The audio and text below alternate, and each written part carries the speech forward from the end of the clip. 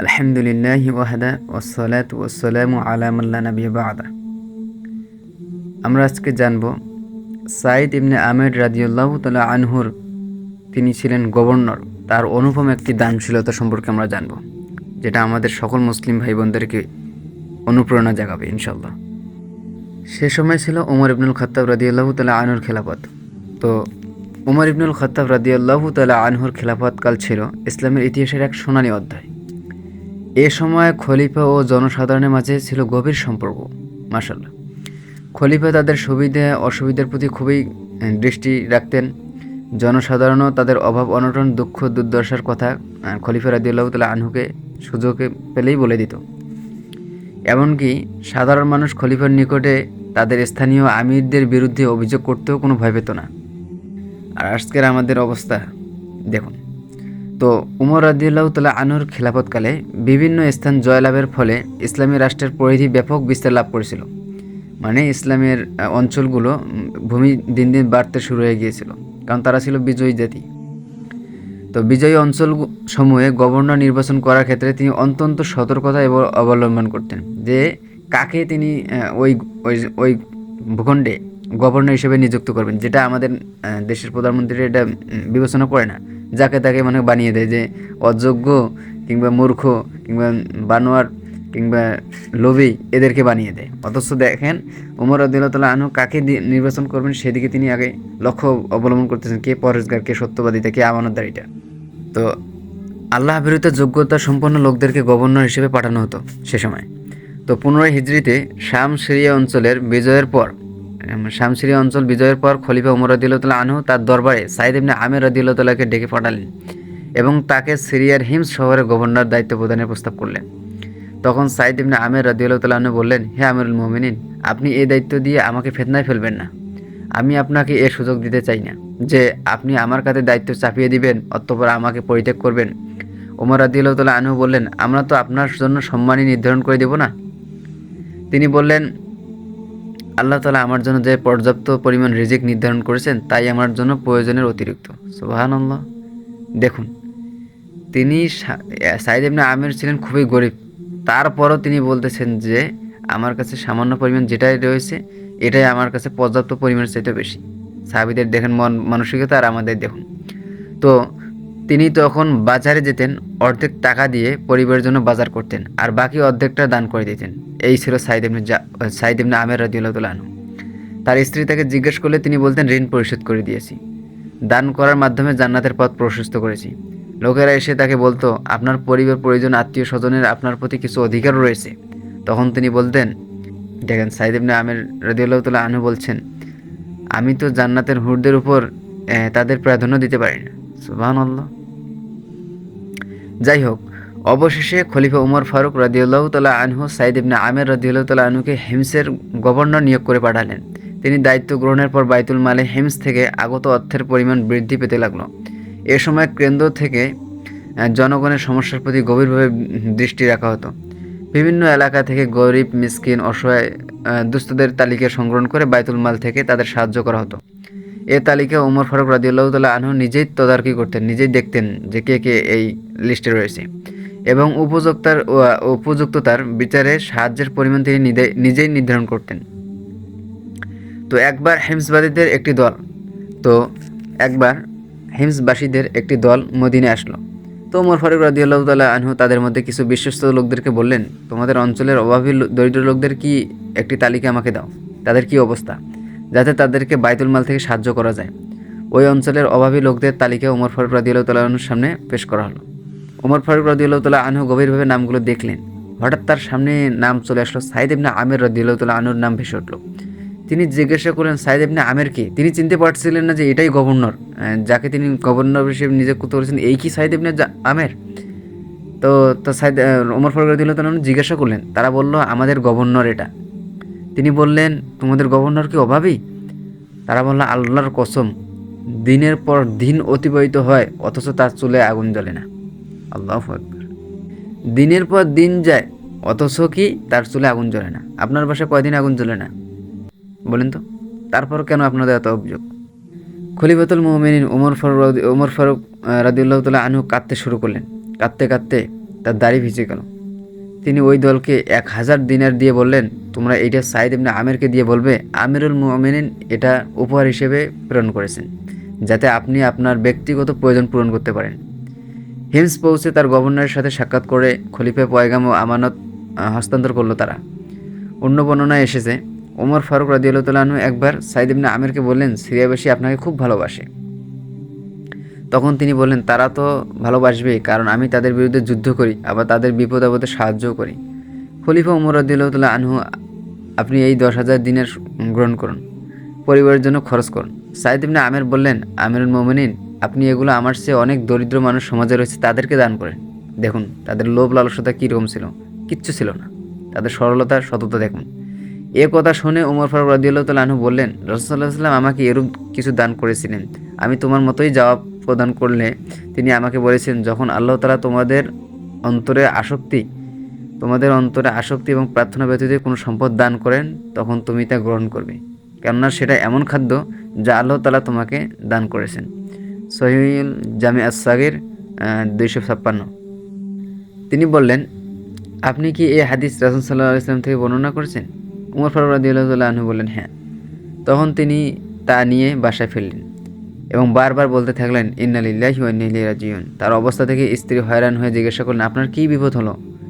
এমন হয়নি তো যে আমিরুল মুমিনিন ইন্তেকাল করছেন? ইন্না লিল্লাহ। তিনি বললেন, না, বরং এর চাইতেও বড় বিপদ হয়েছে। সুবহানাল্লাহ। স্ত্রী বলল, মুসলমানরা কি কোথাও পরাজিত হয়েছে? তিনি বললেন, না, বরং এর চাইতেও বড় বিপদ হয়ে গেছে। সম্পদ আমার পরকাল বিনষ্ট করতে চায়। ঘরে ফিতনা সৃষ্টি প্রবেশ করেছে। স্ত্রী বলল, তাহলে তা থেকে মুক্ত হয়ে যান। ঘরের লোকেরা জানতো না যে এ সমস্যার সম্পর্ক সম্পদের সাথে। তিনি বললেন, ওহে স্ত্রী, তুমি কি এই ব্যাপারে আমাকে সাহায্য করবে? সে বলল, হ্যাঁ। তখন তিনি বললেন, এই সম্পদগুলো আমিরুল মুমিনিন দিয়েছেন, তুমি চাইলে এগুলো আমরা ব্যবসায় বিনিয়োগ করতে, তার লভ্যাংশ পরিবারের জন্য ব্যয় করতে পারি এবং মূলধন জমা করতে পারি। আবার তুমি চাইলে এগুলো জমা রেখে ধীরে ধীরে পরিবারের জন্য প্রয়োজন মেটাতে পারি। স্ত্রী বলল, না, বরং এগুলো ব্যবসায় বিনিয়োগ করে তার লভ্যাংশ দিয়ে পরিবার পরিচালনা করুন এবং মূলধন অবশিষ্ট রাখুন। অতঃপর সেগুলো একটি বস্তায় রাখা হলো। সাইদ ইবনে আমের প্রতি রাতে একটি করে ব্যাগ বের করতে থাকলেন এবং গরিব দুঃখী অভাবীদের মাঝে দান করতে থাকলেন। এভাবে অল্প কিছু বাকি রেখে তিনি মারা গেলেন। এদিকে ওমর ফারুক রাদিয়াল্লাহু তাআলা আনহু তার দেওয়া 10,000 দিনের সাইদ রাদিয়াল্লাহু তাআলা আনহুর কোন পথে ব্যয় করেছেন তা জানার জন্য লোক পাঠালেন। তার স্ত্রীকে জিজ্ঞাসা করা হলে সে দানশীলতার সব ঘটনা খুলে বলল।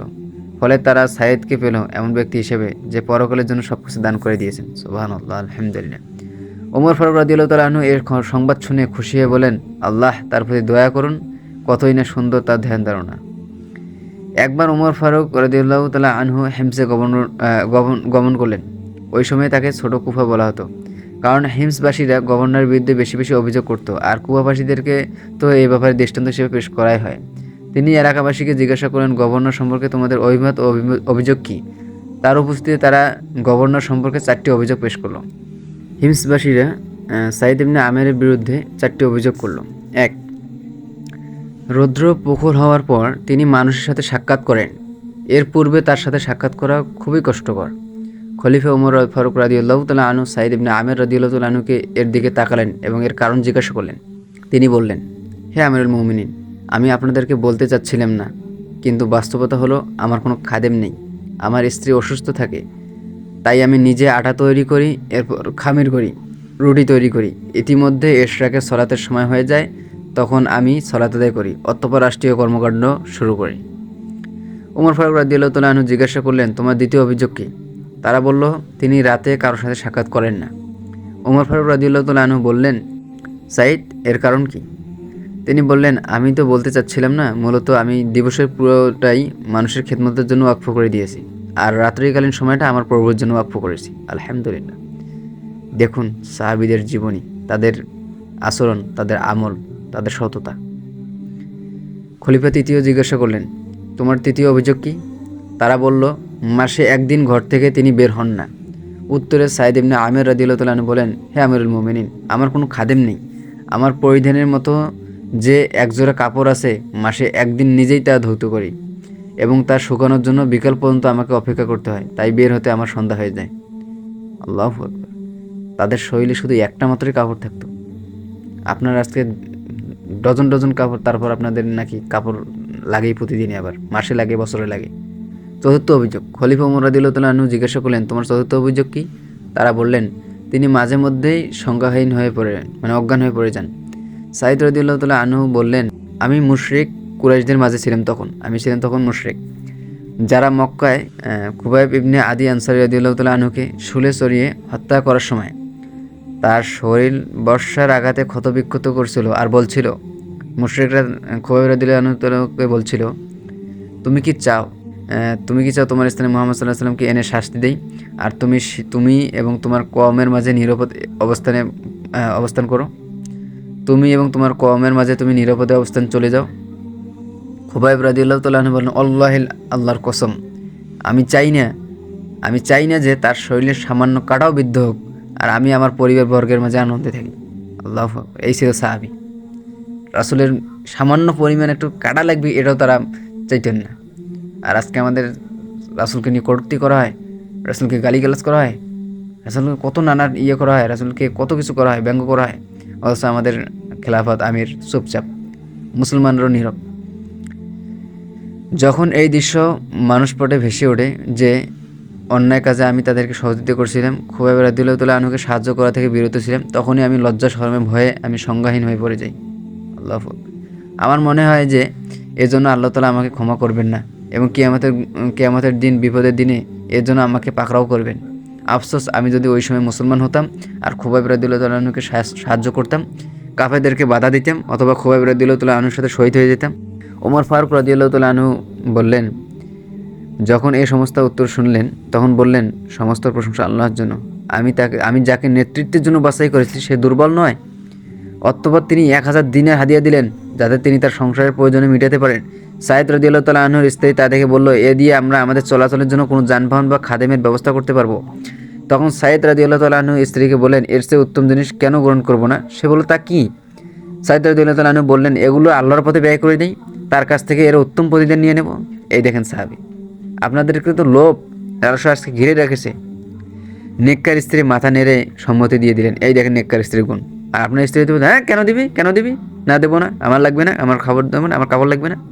এই দেখেন নেককার স্ত্রী। দেখেন, আল্লাহ তাআলা আপনাকে উত্তম প্রতিদান দান করুন।